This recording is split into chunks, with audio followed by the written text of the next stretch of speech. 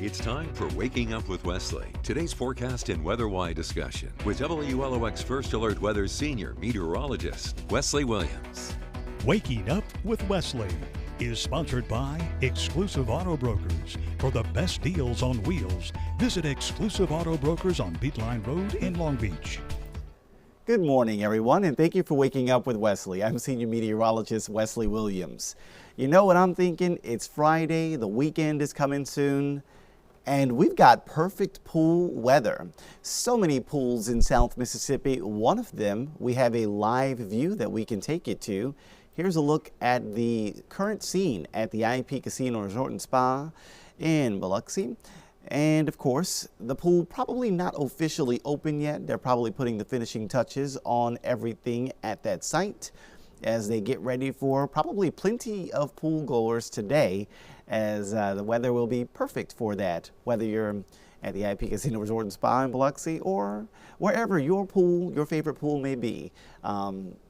Look, let's talk about this forecast. So first of all, it's a beautiful morning, plenty of sun. A lot of times, though, some of the hottest part of the day is going to be once you get to noon into the afternoon. So that's what this hour by hour is looking at, noon, 2 p.m., 4 p.m. The temperatures will likely get into the upper 80s and the lower 90s in a place along the coast. It might be a little bit hotter once you go into the north of Interstate 10. UV index today is extreme. It's at an 11. You know, the UV index kind of goes on a scale from 1 to 10. And then when it's just like off the charts, it goes to 11. So this is one of those 11 type days. Turn the dial to 11. Remember the sunscreen. This is the reason they call it an extreme UV index is because there's actually an extreme risk of harm from unprotected sunlight exposure. So don't be that person to get sunburned today. Remember the sunscreen. But other than that, we basically have perfect pool weather. The only little wrinkle is that there could be some pop-up showers and storms. So my friendly reminder from your neighborhood meteorologist here that you do want to be mindful of that thunder that you might hear rumbling in the distance. Did you know that if you can actually hear thunder, that you are technically close enough to be struck by the lightning that caused that thunder? Lightning can strike usually up to about 10 to 15 miles away from the location of a thunderstorm. And I think you have to be within 5 miles of a thunderstorm to be able to hear the thunder. So lightning can strike farther than what you can hear. So a pretty interesting note there. But enough about thunderstorms. Let's talk about sunshine. Oh my gosh, this morning has been just a beautiful start to the day. That's a look at the time lapse from our Gulfport Hancock Whitney camera, showing a very nice looking start to our Friday. This morning, you can take advantage of many rain-free hours, and maybe you can capture a picture like this. Greg sent this picture to our First Alert weather app. He didn't take it today, it was taken yesterday technically, but it looks just about as nice. He even got a little bird action there going on at the bottom. And look at how smooth and how light the ripples are on the waters there. Just a lovely looking morning along our gorgeous coastline. So here's what to expect. It's a beautiful morning. We clearly got that out of the way. But the temperatures are going to heat up as we go into today and the weekend. We've got heat advisories for the entire area. And like I said, we can't completely rule out some pop-up showers and storms. The futurecast this morning has not really showed much rain on our Mississippi coast, so we are doing pretty well with very little to no rain, although there are some showers and storms along the Louisiana coast. As we go deeper into our Friday morning, we're still seeing the showers primarily over the Louisiana coast, not much here in Mississippi. And then we go to the afternoon, and now we're starting to see these showers and storms popping up across our area. So don't be surprised if you find some of those at times on Friday p.m. A lot like yesterday, once we get into the later evening and nighttime hours, most of that activity begins to decrease. Now, as we take a look at the overall picture, there's some movement, some players in the atmosphere that I want to show you on the field. So let's take this full screen and show you what I'm talking about. So, of course, these colors on this draw your attention. The brown areas are dry, the purple and bluish areas are moisture.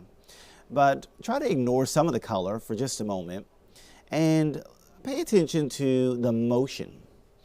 And look over here. Do we see this clockwise motion that is going on right there? Let's mark that with these arrows. So we got clockwise motion over there.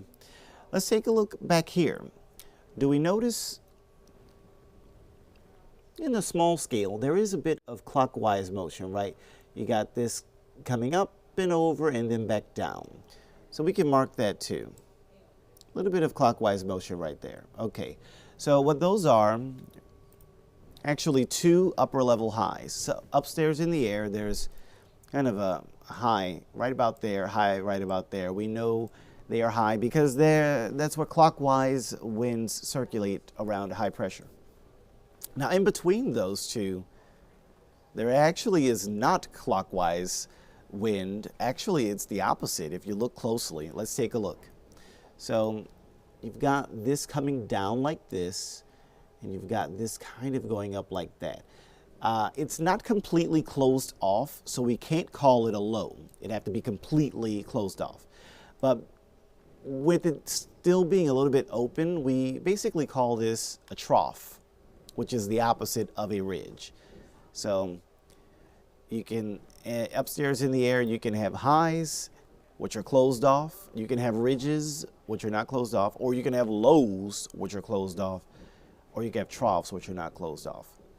And the reason I'm pointing out that trough there is because I suspect that is going to be a key to helping rain to develop there. So watch this zone right here. I'm going to circle. And I bet when we switch over to satellite and radar, we're going to find some clouds and rain there. You ready? Let's do the switch. And that's exactly what we see.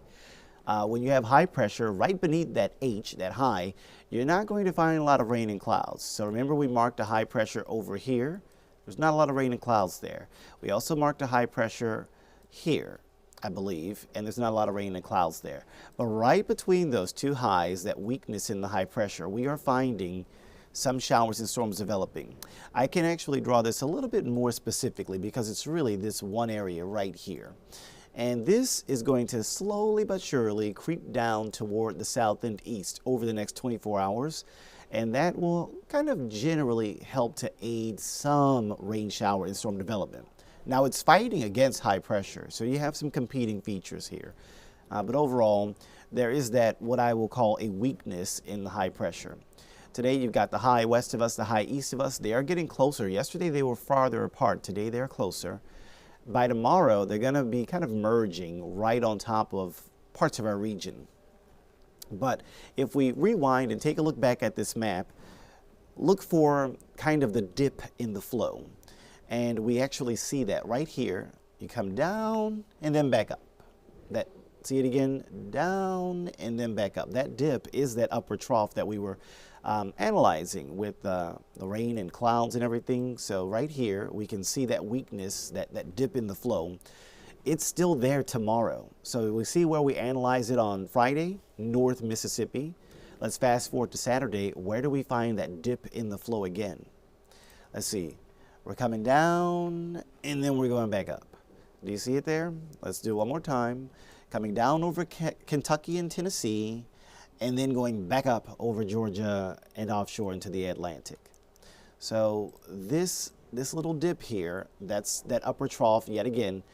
And yesterday it was today it's in North Mississippi. Tomorrow it's going to be a little bit right here along our coast. So could find some showers and storms with that. You can kind of easily see this with the Futurecast. We're going to kind of go through this pretty quickly. But here's today. Notice the motion of the showers and storms. We actually have some energy that's perking up from the southwest, partially, loosely, indirectly associated with that tropical weather near Texas. So you're seeing some of that coming up from the southwest. You're also seeing some of the energy coming in from northern Mississippi from where the upper trough is today. And then we take a look at tomorrow. Almost all of the storm motion, you can even see the wind direction there. Wind particles are pointing down from the north. So all the storms that form tomorrow, they're going to be racing in from the north. There they go, near Hattiesburg, and watch how these just kind of stream down as we head into Saturday. You can see them rolling down toward the coast. A lot of times in summer when we get storms coming in from the north, they can get kind of mean, a little bit stronger, frequent lightning, heavy downpours, gusty winds, maybe some small hail. The Storm Prediction Center not calling for that, but just off of my experience here in South Mississippi, decade of forecasting experience here, I just understand that you can't rule out some strong storms when they're coming in from the north. There's a lot more energy with them usually. Now Sunday we kind of lose some of that, and we might not have as much of that lingering. We'll see. I think that trough gets a little bit weaker by the time we go to Sunday. Now with all of that high pressure in place, the heat is on, y'all. Heat advisory for today all across South Mississippi. This is for all of our 6 southernmost counties, beginning at 10 a.m., concluding at 7 p.m. Get ready because they're probably going to issue another one for tomorrow and another one for Sunday too. Notice the temperatures today. A place like Pascagoula and Goshen, you're looking at a high around 93, sometime around 2 p.m., 3 p.m., 4 p.m. That's south of I-10. Then other places that are near or north of I-10, a place like Picayune, a place like Wiggins, you might go to 94 today. That'll be around noon, 1 p.m., 2 p.m. And then maybe later in the afternoon, some pop-up storms kind of help to take the temperature down just a little bit, some rain clouds in the area. You might not have as many of those along the coast. The rain chance along the coast is a little bit lower than the rain chance inland. You can see it 40% on the coast, by the beaches, 50% inland. And we can take a look at some of those rain chances here with the whole map showing this morning only about a 10 to 30% chance. Let me rewind this to the 8 o'clock hour. So as we start the clock at 8 in the morning, only a 10 to 20% chance. And then we go later to the 10 o'clock time frame. The chance of rain does increase to 30% for a coastal zone. And then we see in the PM hours, we are getting those higher rain chances ranging between 40% on the coast and 50% for some of our inland communities. Then by the time we get to Friday evening and Friday night, we begin to see those rain chances gradually decreasing. Now, when we are under a heat advisory, that means that the heat index could possibly reach dangerous levels. But when we say dangerous, there's kind of an asterisk there because you have to be doing kind of almost all of the wrong things in order to be endangered by this. What I'm talking about is you have to be not practicing your common sense heat safety precautions. Standing outside for 2, 3, 4 hours at a time, getting zero air conditioning, drinking zero water. Those are the people, those few individuals that might succumb to a heat-related illness today. But if you're doing the common sense things, you're drinking plenty of water, you're getting breaks in the air conditioning or at least the shade, you'll be probably just fine on a day like today. But the heat index is probably going to climb upwards of 108 in some parts of South Mississippi heading into our Friday here. So don't be caught off guard by the potential danger from those conditions. There you can see the rest of Friday's forecast. And before we get to the 7-day, we do want to briefly touch on the tropics since there are some things that are going on in the tropics. We're about to probably get the first hurricane of the Atlantic 2025 season out in the Atlantic. I'm happy to report, though, that there's actually no threats of significant tropical weather to our Mississippi coast over the next 5 to 7 days. Believe it or not, the hurricane hunters are actually flying errand this morning. You can see that they took off from some of those Caribbean islands there. There's multiple flights in the storm as we speak. They actually just found a low pressure circulation of a low pressure reading of 996 millibars near the center of the storm.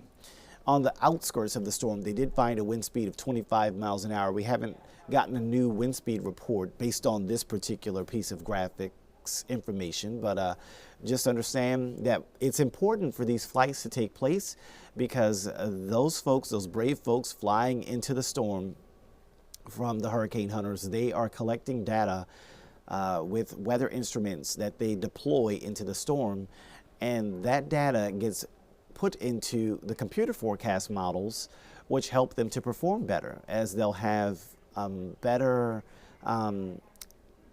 input to provide a better output with that real data that is being collected there. We can take a look at Erin with some of the infrared satellite. That was the visible satellite, but this is the infrared satellite look. Still technically, I believe, a tropical storm. That probably won't last much longer. When the Hurricane Center provides their update at around 9 or 10 a.m., they're probably going to upgrade it to a Category 1 hurricane. Just based on the satellite presentation, it looks like it is certainly maintaining its intensity. And as it holds on to that, it's going to have a pretty good run at becoming the first hurricane of the season so far. But speaking of the season so far, here's a look at the map, which shows the months of June, July, and August, and all of the systems that formed during the season so far. Only 2 of them have made landfall. There have been no hurricanes, but there have been 5 tropical storms. These, Dexter and Andrea, stayed out to sea, but Barry and Chantal actually made landfall. And then there's Erin, a system that's not expected to really make landfall in North America at all. If you've taken a look at the forecast track, we can do that right now. This map will show the current information as of 8:55 a.m. And you can see this is the forecast track, which turns it to the north, away from the Gulf. And as a Gulf Coast resident, I love to see that. Of course, there's another area near Texas, which is going to make landfall today. It's a tropical disturbance there, bringing some rain threats, rain impacts to them. But let's get to Erin. We have the 7 a.m. update. So they actually did do a 7 a.m. update. That kept pretty much most of the information the same. Max winds 70 miles an hour, still moving west-northwest at 17. Minimum pressure 998, but we saw with the hurricane hunters just now that number came down to 996. That might mean whenever usually the pressures, whenever those surface pressures decrease, the wind speeds typically increase. And this thing's only 4 miles per hour away from Category 1 hurricane strength, so it won't take but a small decrease in pressure and a small increase in wind speed for this to become a Category 1 hurricane. And it's not stopping at 1. The forecast calls for a 2, a 3, maybe even a 4 with Erin over the next several days. So there you can see the forecast track with that system. And as we take that fold, you can see the intensity increasing. The later we go into the weekend, you've got winds of 130 miles per hour by Sunday night and Monday morning. So that will be a Category 4 storm located in this area just to the east of the Bahamas. Now, the good news is instead of it moving this way, once it's located there, it's forecast to move this way. So that's great news with Erin as we continue to watch it. The confidence continues to remain strong that it is going to move to the north as it finds a break in the high pressure ridge that's been steering it. You see, right now, there's a large area of high pressure to Erin's north, and we know that the winds around the high pressure go clockwise like that. So this is helping to steer Erin toward the west. And so as Erin is steered toward the west, it's going to keep doing that. But eventually, it's going to find a break in that high pressure. And once it does, at that time, that's when it will turn toward the north. So you'll look at these forecasts, these spaghetti computer models. They are called spaghetti because, well, look at them. They kind of look like it, I guess, if you had some red pasta, sure.